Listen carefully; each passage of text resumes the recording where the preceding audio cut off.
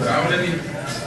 Zdaj so bile vse teme, ki ste poslušali, zelo resne, moja bo pa malo bolj igriva, ko se bomo ukvarjali z igrami, ampak tudi ta moja tema je po drugi strani resna, kot je že profesor Catancigova napovedala, so te stvari, o katerih bom govoril, pravzaprav ene vrste aplikativni vidik tistih tem, oziroma nekterih tistih tem, ki jih je ona predstavljala. Zdaj, o tej nujnosti premika od transmisijskega modela poučevanja k bolj aktivnim oblikam, verjetno mi ni treba govoriti, je to najbrž nekaj, česar se danes vsi zavedamo in podobno tudi temu, da naj bi učni cilji z nižjih taksonomskih ravni se usmerjali oziroma bi bilo večji pomen tem na višjih taksonomskih ravnih.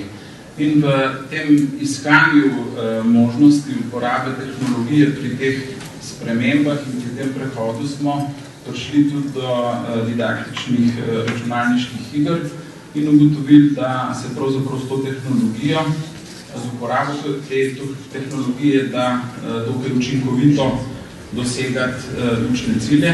Seveda je pa potrebno upoštevati izsledke znanosti na omenjenih področjih. Torej, videli bomo, da je kar široko področje teh znanstvenih disciplin vključenih, takrat, ko želimo narediti nek dober izdelek.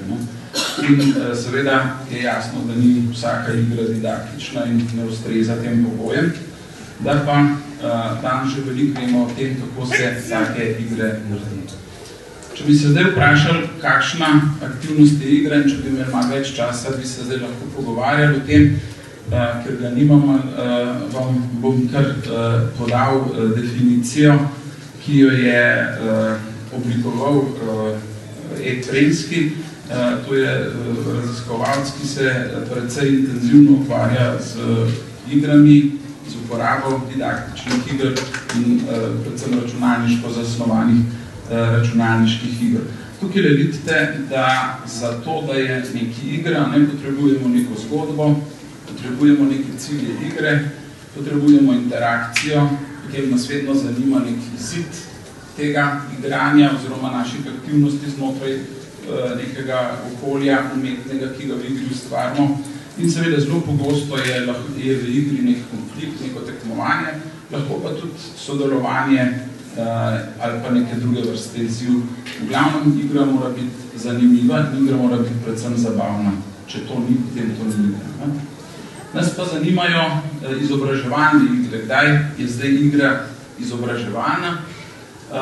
Tudi to verjetno ni težko uganiti. Takrat, kadar mi znamo skriti v igro neke učne cilje, tako da igra še vedno ostane zabavna. Pri izkušnjah, ki jih imam pri delu študenti so zelo pogosto študenti se spravljali, lotevali oblikovanje iger. Na začetku smo vedno ugotovili, da smo dobili neka učna gradiva, ki niso bila nič zabavna in jih nismo mogli imenovati igre. Potem smo pa se pač naučili, kako se te stvari počne, da zadeva ostane zabavna, torej da imamo neke cilje igre, ki so tisti, ki so takrat za igralca zanimivi. Po drugi strani pa imamo učne cilje, po katerih pa igralec, ko igra igro, ne razmišlja, pa se ne razmišlja preveč. Pri igri je en pomemben vidik to, da so tisti, ki se igrajo, čim bolj intenzivno vključeni v igro. To verjetno poznate, tudi sami ste se verjetno kdaj igrali in različne igre, različne vrste iger in ste ugotovili, da takrat malo pozabite na vse tisto, kar se dogaja okrog. No in to zamaknenost, ki jo igra lahko povzroči, je ameriški psiholog madžarskega rodu Csikszentmihalyi imenoval flow. Jaz nisem še našel zelo lepega slovenskega izraza, zato to bi bil prevod do beseden, pa ne vem, bom kar ostal pri flow. Torej, kadar dosežemo neko stanje flowa, gre za to, da je v tem stanju človek sposoben optimalno delovati, da uživa v tem, da ima občutek, da nadzoruje situacijo Pri flowu je zelo pomembno, da imamo ujemanje sposobnosti igralca z izzivi igre, da igra ni ne preenostavna, ne prezahtevna, ravno prava mora biti, da ima neke jasne cilje, da dobiva povratne informacije in da zamaknjenost pravzaprav povzroči to izgubo občutka za čas. To so pa ravno tiste stvari, ki smo jih prej videli, da praktično v celoti veljajo torej za igro. In je torej igra nekaj koristnega, ker nas potegne noter, po domače rečeno. Mogoče nekateri bolj poznamo tako zadevo iz branja knjige ali pa z športnega udejstvovanja, ko igramo neko tekmo, takrat se tudi podobne stvari dogajajo. Pomembno je, da se posvetimo tistemu, kar počnemo in da to delamo zelo intenzivno. In če so noter skriti seveda učni cilji, se potem intenzivno učimo, da bi se pravzaprav tega sploh zavedali. Kakšne pogoje potrebujemo, da dosežemo flow? Torej, prva stvar je ta, da mora biti dejavnost oblikovana tako, da jo igralec prilagodi. To pri igrah pogosto poznamo, igre nastavljamo zahtevnost ali pa se celo igra sama nastavi po zahtevnosti, glede na to, kako dobri smo, kako dobro se odzivamo na izzive v igri. Potem je pomembno, da nas ne motijo stvari, ki so okrog nas.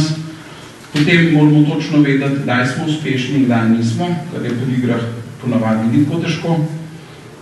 Potem moramo imeti seveda povratne informacije, ki nam to povejo, to se pravi, mora biti ta interakcija, ki smo že omenjali, in pa po možnosti naj ima igra čim širšo paleto teh različnih izzivov, da lahko potem igralec, ki igra, pravzaprav pridobi svoje informacije o tem, kako je uspešen na teh različnih področjih.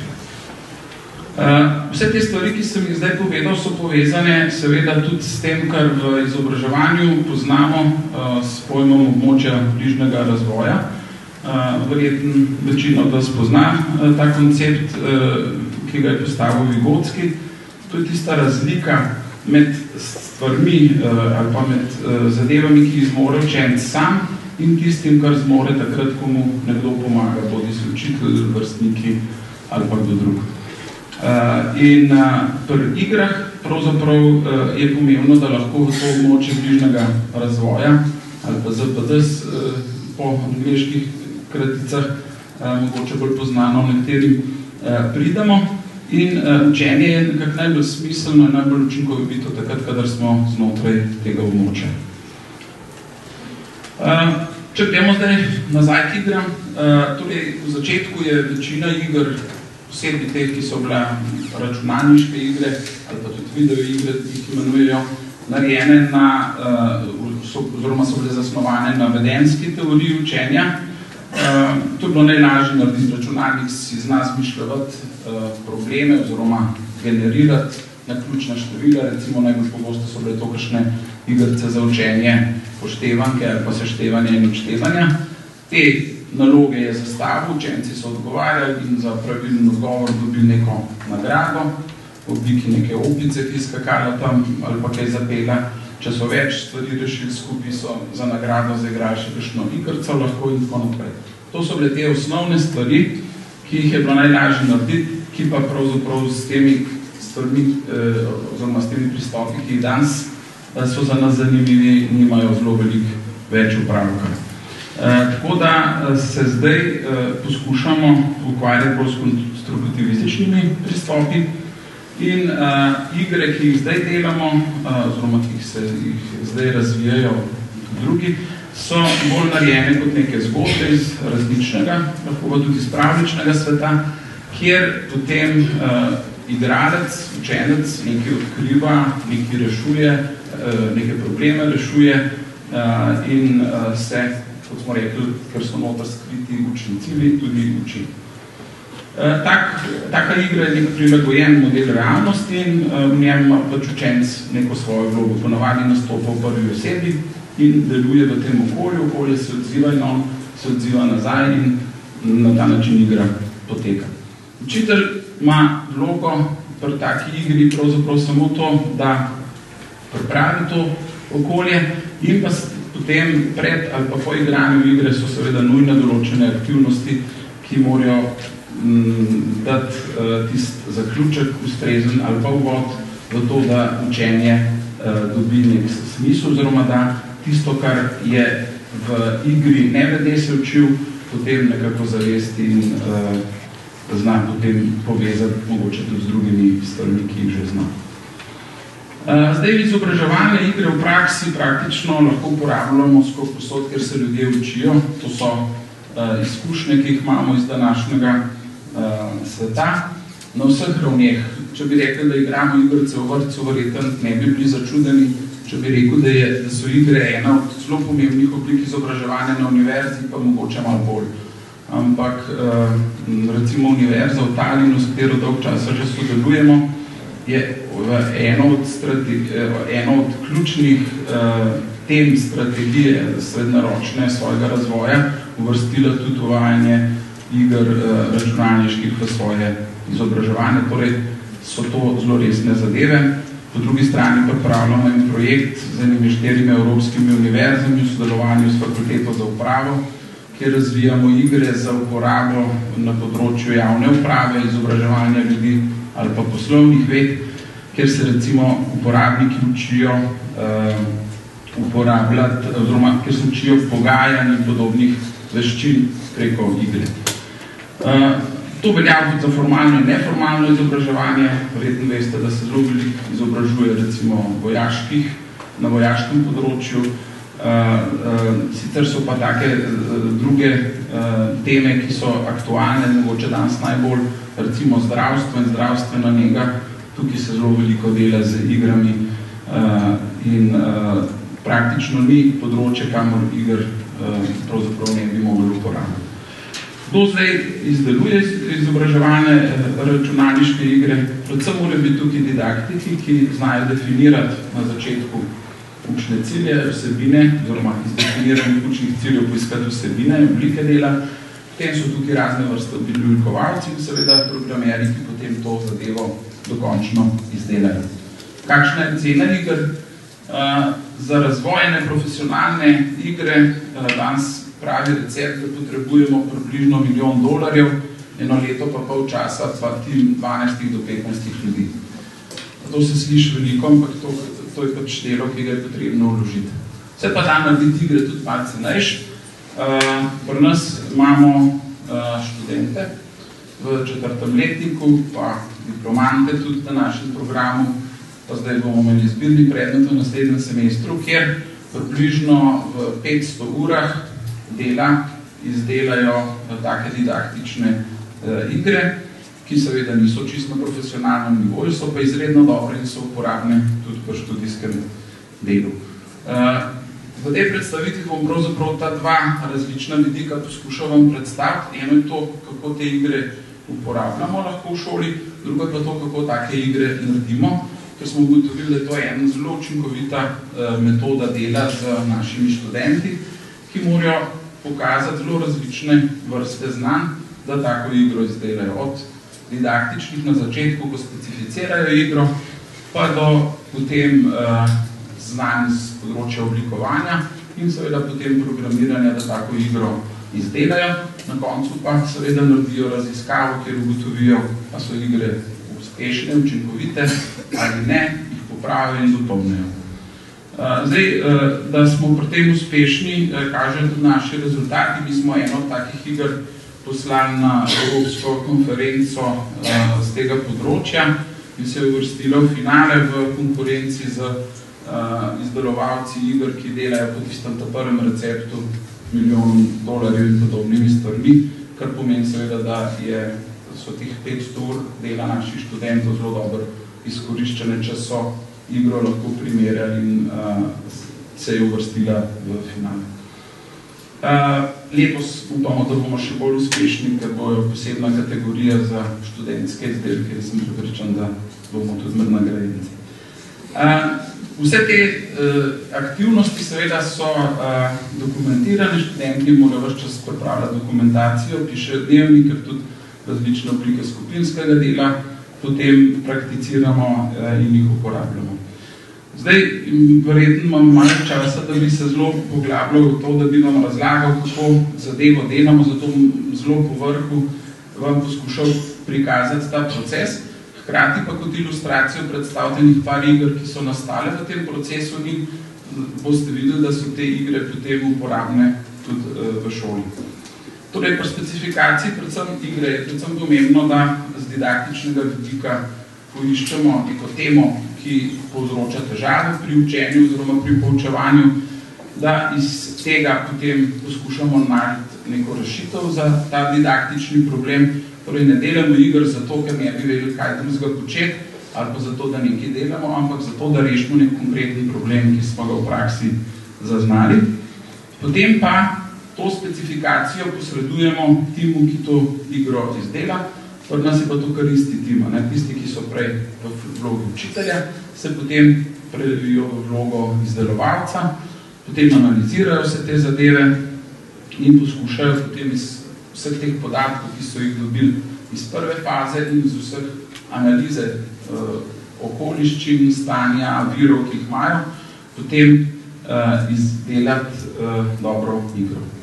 Zdaj, pri tem smo nekako identificirali, stroka je našla, da se pri izdelavi iger pojavljajo enih 5 takih kategorij, ki so vezane glede na to, kakšne vrste znanja pridobivamo oziroma kreiramo v sami igri.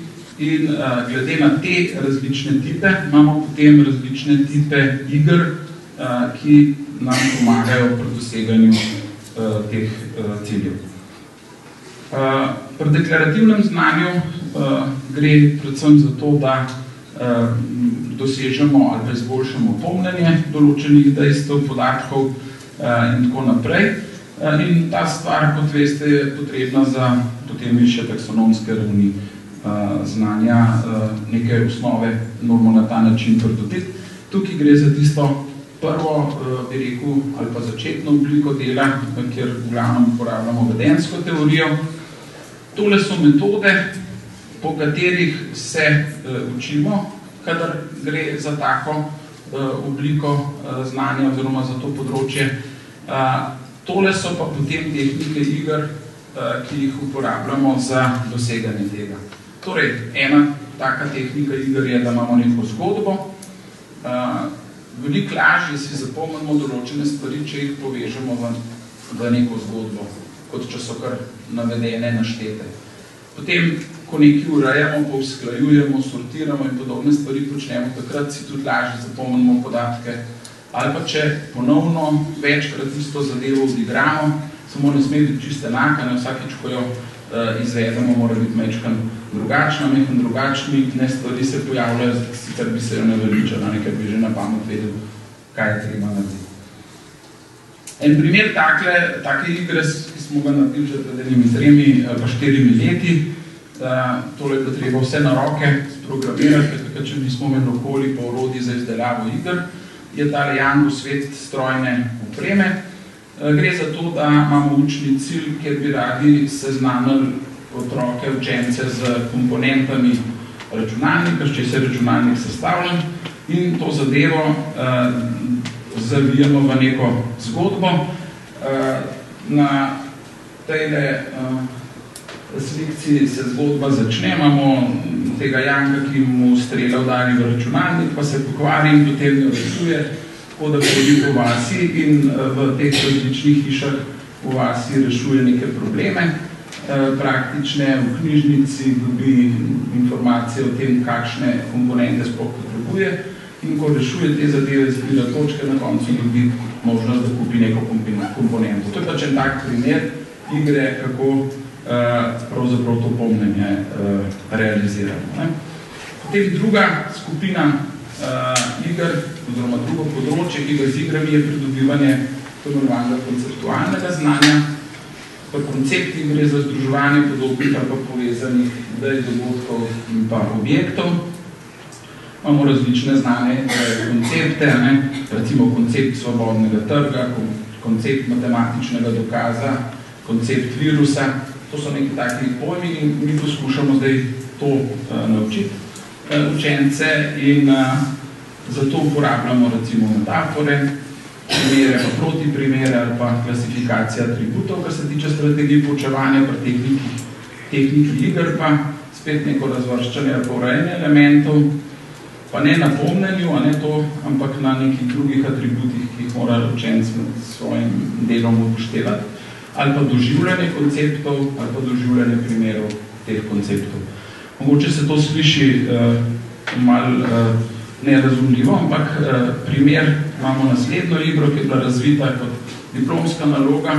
Tukaj smo poskušali naučiti učence iz druge triade osnovne šole razumevanje koncepta spremenljivke, pa prireditve iz programiranja računalniškega in zato smo uporabljali, oziroma je študentka, ki je to razvila, uporabila zgodbo. Imamo neke vesoljske bitja, pa ene planete in za danes je cilj, da bo učenec po igranju igre vse tele učne cilje dosegel. Zadeva je bila kar kompleksna, imamo niz nekih iger in znotraj vsake od njih rešujemo oziroma seznanjamo učenca z nekim konceptom. Tukaj recimo se s sortiranjem nekih elementov, nekih materialov pa vsebnikov, kamor te materiale daje pa nekih nalepk z imeni, uči tega, da ne moramo vsakega elementa uporabljati vsak vsebnik ali pa da mora vsaka zadeva imeti svoje ime. Ko tole uredi, je rezultat potem urejena stvar in iz tega se počasi nauči, da po spremenljivkah ne more dati noter česarkoli in da je pomembno kakšne vrste. No, s podobnimi stvarmi se tudi druga igra znotraj tega ukvarja. Teh iger je še več, pa imamo časa. Bolj zanimiva stvar, mogoče še bolj drugačen pristop je pri igri bavni računalniki. To je tista igra, ki je prišla v finale tega tekmovanja na Evropskem konferenci. Tukaj gre za to, da poskušamo učence naučiti razumevanje koncepta teh zlonamerne programske opreme, virusov, črvo-trojanskih konjev. In igra je tukaj zanimiva v tem, da pravzaprav morajo učenci biti v vlogi zdravnika, ki se pogovarja s pacienti, to so računalniki v tem primeru, ko so okuženi, in mora spraševati prave stvari, da dobi odgovore, s katerih potem zaključi, kakšne vrste bolezen ima ta naprava. Vmes si lahko pomaga s knjigami, ki jih najde v knjižnici, na koncu, če pravo stvar ugotovi, da zdravilo, to je v realnosti nek antiprotivirusni program, ampak je podobnega in na ta način pozdravi računalnik.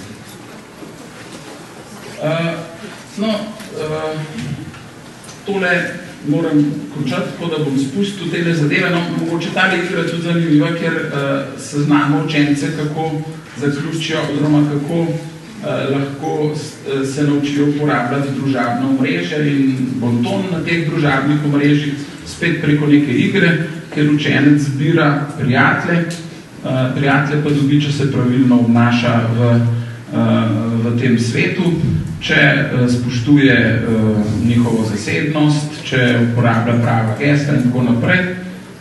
In na ta način torej se nauči bontona in pridobi v igri prijatelje. Se pravi, cilj igre je pridobivanje prijateljev, cilj izobraževanja pa naučiti se osnovne elemente bontona. Te stvari so objavljeno potem, tako da jih lahko tudi kdorkoli uporablja na našem spletnem portalu. Imamo zdaj zbranih že 25 takih iger, katere so tudi v angleščini. Tiste, ki so mojih za tekmovanja pripravili, letos so spet 4 nove, smo predelali. Imamo pa tudi igre, ki smo jih razvili v evropskem merilu s kolegi iz 6 evropskih držav, 7 partnerjev univerz. To so pa take bolj zahtevne igre, ki so pa bolj v tistem redu velikosti ali pa cene 300.000 evrov razvoj stane. Tole je ena taka zelo dobra zgodovinska igra, kjer se vrnemo v preteklost in potem ugotavljamo neke stvari, ki so se dogajale v preteklosti. Tukaj na spodnji slikci lahko vidite, da je ena epizoda tudi v Ljubljani se dogaja med drugo svetovno vojno. ko iščejo neke rezervne dele za Enigmo, to je tista naprava, s katero so Nemci kodirali, šifrirali informacije.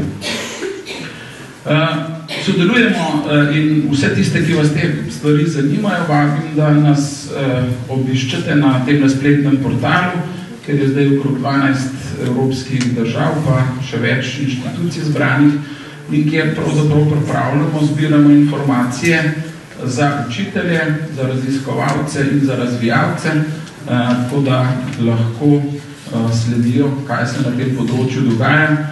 Na fakulteti pa tudi pripravljamo izobraževanja z tega področja. Na konferencah, kot je Sirik in podobnih, imamo delavnice, tako da to svoje znanje širimo in propagiramo uporabo iger v izobraževanju. Torej, igre so zelo učinkovite, niso izguba časa, če vemo, zakaj jih uporabljamo, če uporabljamo prave in če znamo stvar ustrezno umestiti v naše pedagoško delo. Hvala.